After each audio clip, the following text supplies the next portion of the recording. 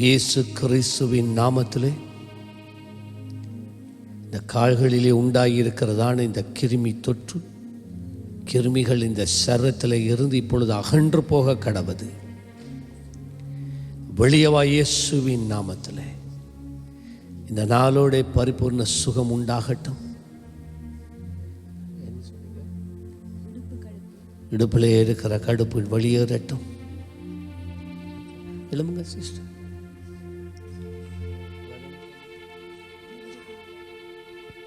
Jesus,